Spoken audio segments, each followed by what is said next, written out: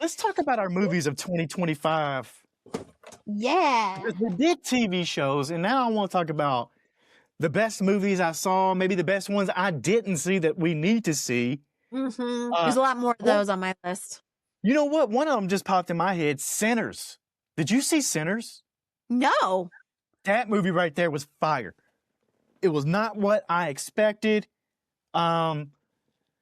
It's you know what? I don't even really want to give spoilers. It's a bunch of racist stuff in there, and you're like, holy cow! It's like black people back in the, and, you know, when there was slavery and all this stuff, they had their hideaway. But then this movie takes a unexpected turn to where you're like, what the fuck? It's wild. The music, oh my God, on point. One of the best music scenes I've seen in a movie. Actually, there was a Welcome to Derry music scene, real similar. But this movie, all the top actors you can think of are in it. You know, you had Michael B. Jordan and all them, all the top A-listers. But this movie was fun. And the music, like I said, and if you really pay attention to it, the songs are so creepy, but they're telling the story as you go. So I loved it. I thought that was a solid one. You know what? I will make a prediction right now. Sinners will get nominated for an Oscar. It's going to be nominated maybe for the picture of the year. I could see it maybe not winning, but at least being in the talks of picture of the year. I think you can watch that on HBO Max now. But yeah, I liked it. I thought it was great. It's actually on Amazon Prime too. So check that one out if you haven't. What do you got? There you go. I have a couple that stood out to me, and really I've watched them all just in the last couple months. I mean, we're in an age now where going to the movies is not as easy as it used to be. I mean, Oh yeah. you know, we're at an age, just you and I, we have little kids, and going to the movie theaters is just something so rare. So everything that comes out, we're going to see it when it comes out a couple months later, streaming, more so than jumping on that bandwagon opening night kind of a deal, unless it's a really big anticipated movie. But I've seen a couple of these movies just in the last couple months. So the one that we watched not too long ago was the Venetian. Ooh, yeah. Yeah, Benicio del Toro, Michael Cera was in it, Benedict Cumberbatch. You know, Wes one Anderson? of those. Yeah. I was going to say the Wes Anderson movies have just the absolute right characteristics. You know what you're know what you're going to get into. This kind of weird, bantery, clipped, talking back and forth kind of vibe. I mean, they're all kind of like that, but I love it. I love Wes Anderson. Wes Anderson is definitely one of those directors that has a director trademark. Like, he's got certain things that you're like, oh, that's Wes Anderson. Yeah. You don't have to see his name on there. I love it, you know. Fantastic Mr. Fox. Wasn't that one of his too? Was that him? Fantastic. Oh, I don't know. I think that was one. That was the animated one when George Clooney played the fox. I love that one. There was a bunch of these. Yep, same I think you're right. Dialogue. Yep, same type of dialogue, same all that, but you know, not live action, but it was you know it's him. Yeah. That's a great the Phoenician. Imagine not knowing what a Wes Anderson movie was going to be like and then watching it for the first time and you're just like, what am I watching? I mean, I think he's one of those polarizing directors. I think people either love or hate him too. I mean, you know, if you don't like him, I'm gonna question some stuff about your life, but you know, it's it's art. It's up for interpretation. Everybody, you know, comes at it with their own personal experience and can interpret that how they see fit. But I really loved this movie in particular because it was, to me, it seemed like a real play with morality. Like with the daughter being a nun, and Benicio del Toro plays this wealthy man that maybe got his wealth in not so moral ways and somehow survives several plane crashes, which is hilarious and strange and a little magical, there's a little superstitious magic to it. And it's this relationship between him and his daughter where he's been basically estranged from her. She really wants nothing to do with him because she thinks he's a very corrupt individual, and she's become a nun and she's devoting her life to God.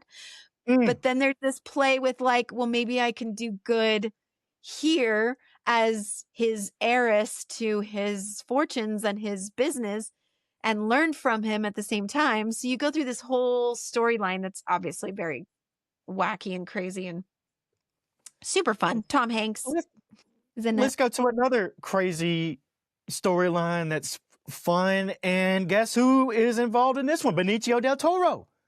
One battle after another. Paul Thomas Anderson, not Wes Anderson, another Anderson. This movie for me will probably, and this is why I said Sinners won't win the Picture of the Year if it's nominated. One battle after another is going to win Picture of the Year.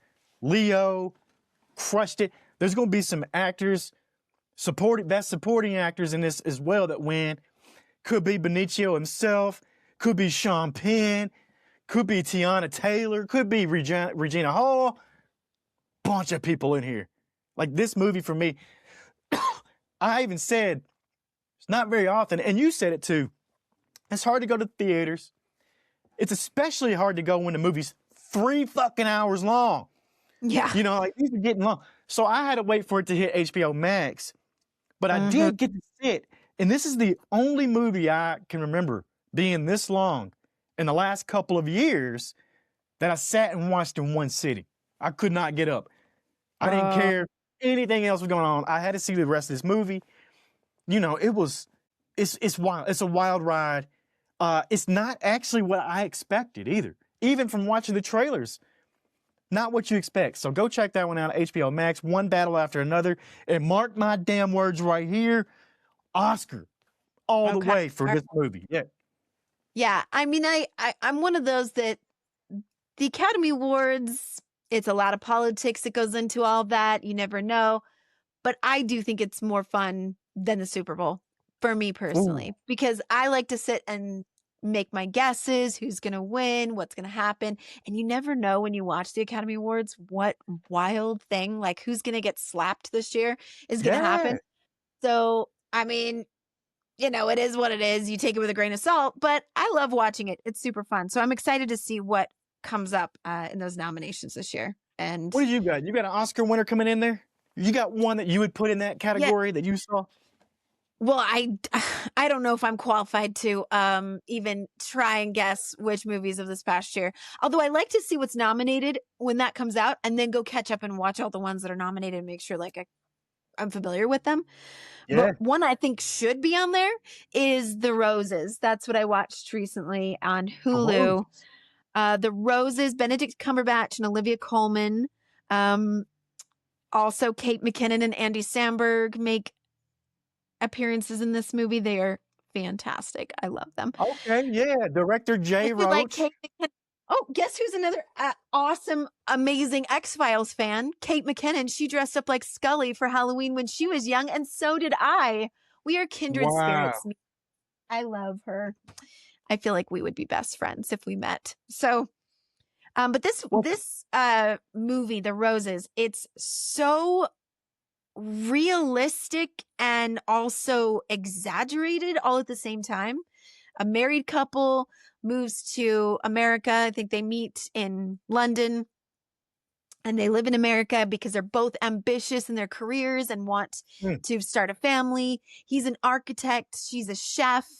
But it's kind of this long-term look at how that ambition and that working together to make each of their dreams happen while raising a kid, raising a family, it kind of gets messy and emotionally tangled in resentment towards each other.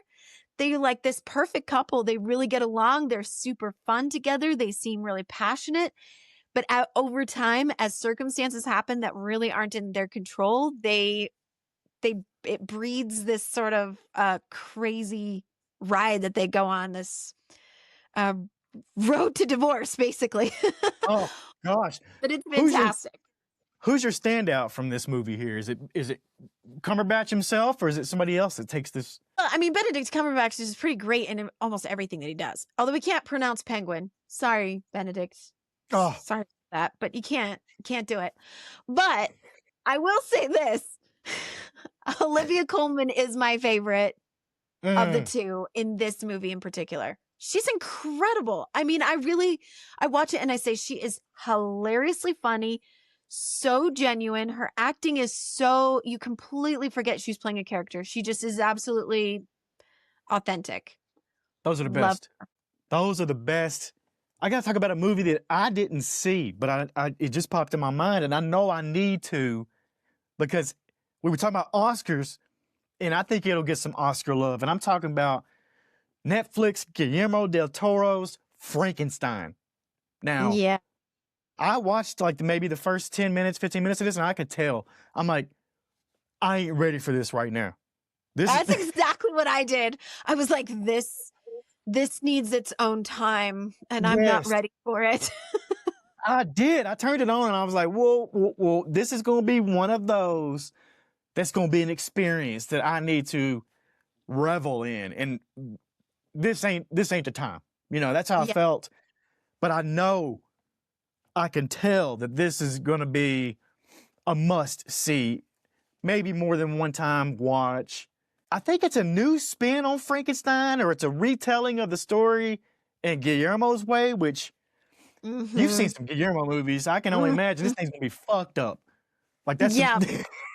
But you you know know? what I was struck by is the imagery, and I was watching what made me want to watch it, and I haven't yet, but the comparisons that artists were pulling up of famous Renaissance paintings and Yeah. moments in that movie, and I'm like, oh, it can't be a coincidence. That's too beautiful, and I think that's going to be the visuals of that movie are going to be what stands out.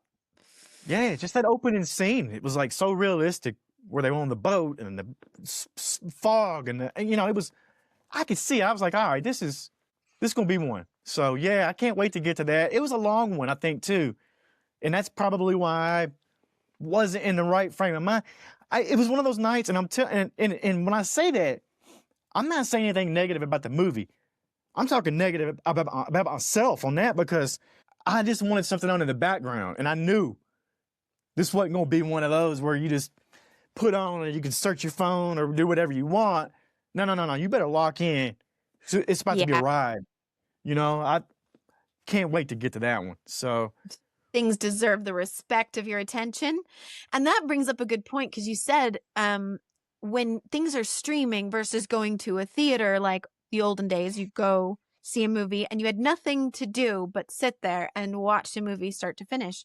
Now that we do it mostly streaming, I wonder how that impacts the difference between how we actually soak in the story, because if we're doing it in sections, for example, we're like, all right, we don't really have time to watch this whole movie. I'm going to watch half of it now and half of it later.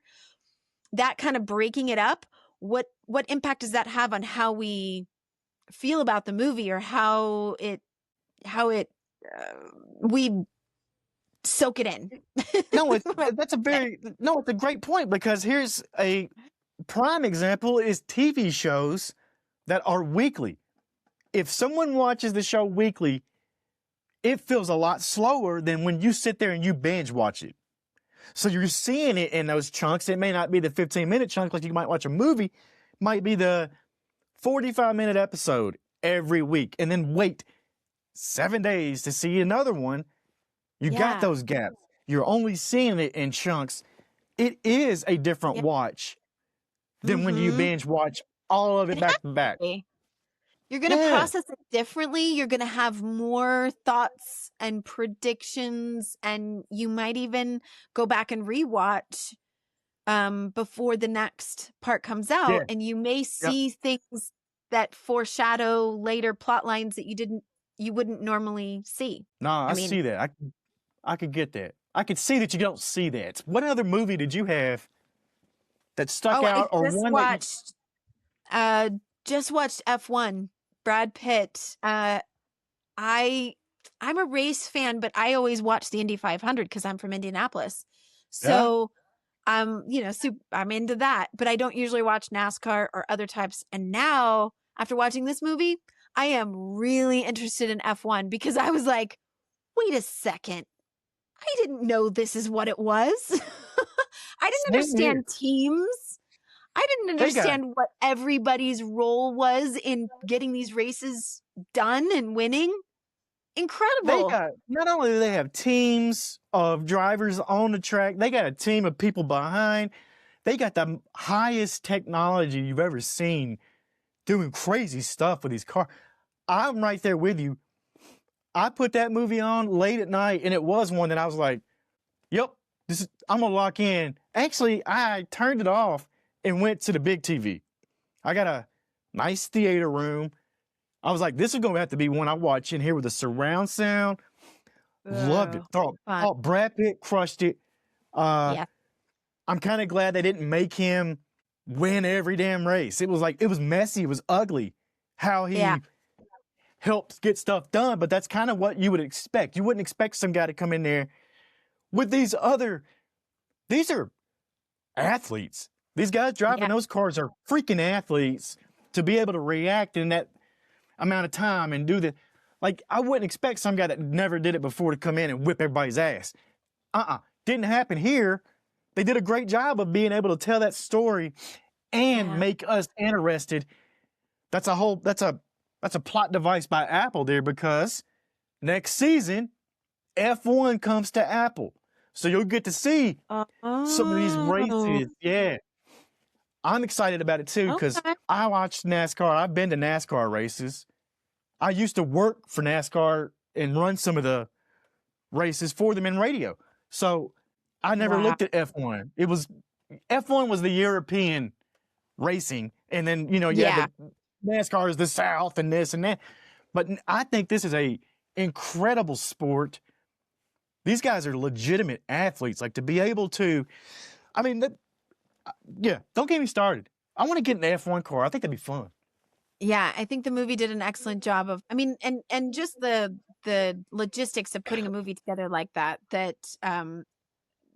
I think they did an excellent job of the special effects. If anybody was going to win an Oscar for that, this movie might do really well. I don't know. And again, I'm not qualified, but honestly, I don't think there was a lot of special effects involved. I think it was real, and that still counts as special effects, but I don't think it was like CGI. I think they were really out there. Yeah.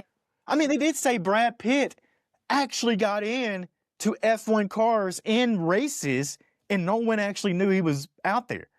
So they swapped out their drivers. So he was really racing at some point in this process. I think he really learned how to do all this stuff. Like, that was very cool to me. I'm definitely going to be watching F1, the racing, when it comes on. It's going to be fun. Yeah, it makes you appreciate it. All the strategy and planning and every part of the team that went into each race, and the car, the engineering of the car, and they showed that. I was really fascinated. I was really into it, but it was also just a great movie. What's your husband Matt? Did he watch it? What did he think about it? He's a car guy, right? Oh yeah, he loved it. In fact, he was like, of all the races and all of the different circuits that you can race, F1, if you win F1, it's like the top of the top. It's the cream of the crop races. So it's incredible how they react that fast. Like, we can't do it. We're normal. We're normal human beings. To say I'm pretty good at Mario Kart, but truthfully, I have all the little assists going on the Mario Kart too. Kind of like bowling with bumpers. So I'm not really as good as I think I am. Let's talk about some of the 2026 movies that I'm looking forward to. Yeah.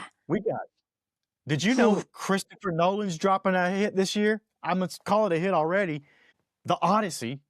That's coming out. I can't wait for that. I remember reading the book in high school and all that, and I actually enjoyed that one. So I can't wait to see Odysseus' story, especially from Christopher Nolan. Like, he's probably up there with my top tier. He's definitely an S+ tier director. Interstellar. You got all these movies that he's put so much work into. I don't see this being any less, and I'm really hyped up about it. But what do you think? What do you got at 2026 list of movies you're ready to see? There seems to be a I don't know much about it, but the sequel to Devil Wears Prada. It is Looks The like Devil Wears it's coming Prada 2. out, and I'm interested to see what that is and what that looks like. Man, That's you gonna be a know, hyped up sequel. People begin. Yeah, go ahead. just a lot of the things that probably a lot of people listening right now, we're just average Joes like everybody. That's Um, right. because I haven't gone to the theaters, that's where I see all the trailers for the new movies coming out. So I saw the trailer for the Odyssey. I was really excited about that. That looks really kind of dark almost. It does. It does. I'm very excited about that. But I haven't seen what's coming up next so much as I have all of these movies that came out in 2025 that I haven't seen yet because I've been waiting for them to come out on streaming. What are you looking forward to seeing? Well, one of the ones that I thought would be a super fun movie to see is Fackham Hall. And it's like a parody of Downton Abbey period pieces type, but it's a comedy. And I keep seeing the trailers pop up and I'm like, I got to see that somewhere when it's available. When it comes into my view, I'm going to see that one. I think that Top counts for 2026. I think that still counts. It's You know. 2026 in my world. Yeah, In the right. world of catch up and getting caught up on all those great movies that came out already. Right. The Woman in Cabin 10 looks really good. I want to see that. Oh yeah. The Yeah.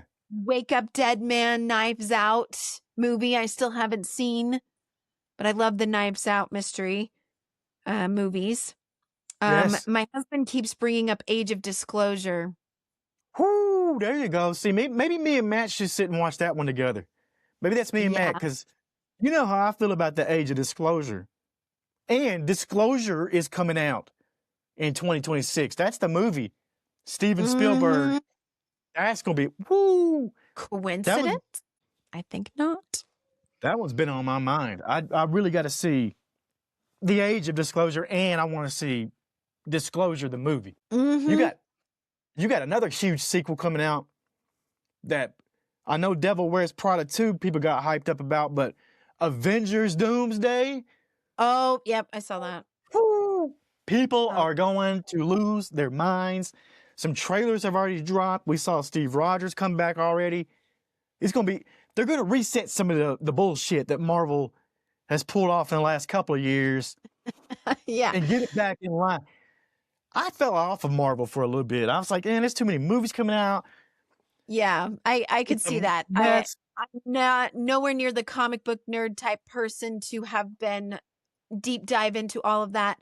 But I do think it's fascinating to try to watch all the Avengers movies they have both release date order or chronological order as far as when they take place.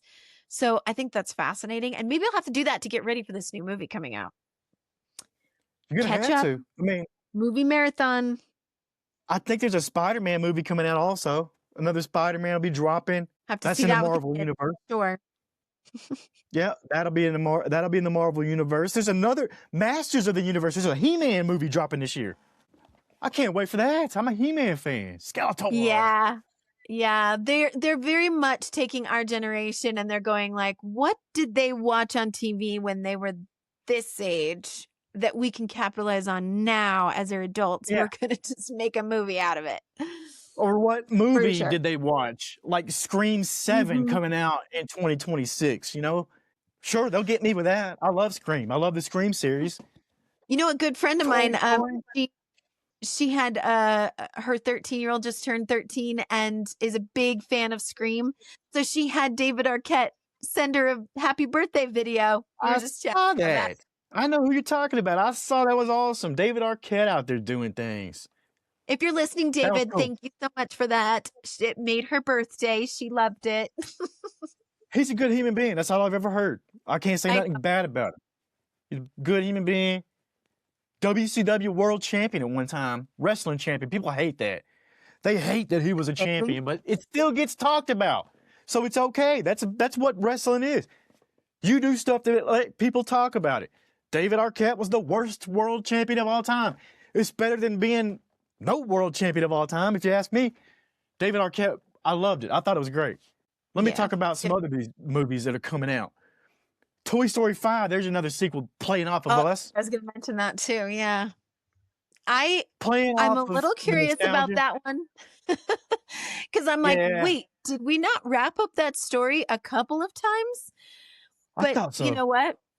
I'm not mad about it. I've loved everyone that's come out, even when I think there's no more story to tell about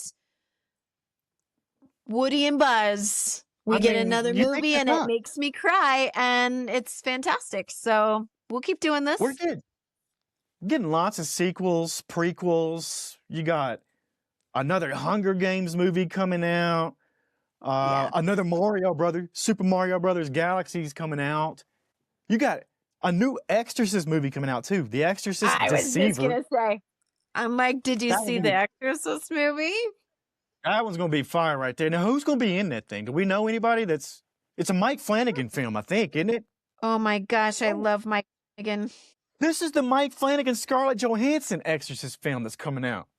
That's gonna be the one. Oh, That's gonna be fun okay. right there. We do like Yeah, Mike Flanagan. I love Mike Flanagan. I do. What other movies? What else you got out there that you need to see or you're looking forward to? Because I think I've said all of them. I don't have many more to say, so. Mm.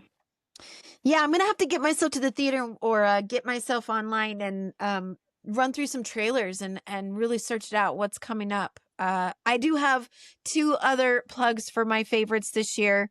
So for Okay. those who are looking for something to watch and want to catch up, I'm going to say 2 documentaries that really impacted me this year. Come See Me in the Good Light on Apple about the life and dying of Andrea Gibson, the Okay. poet.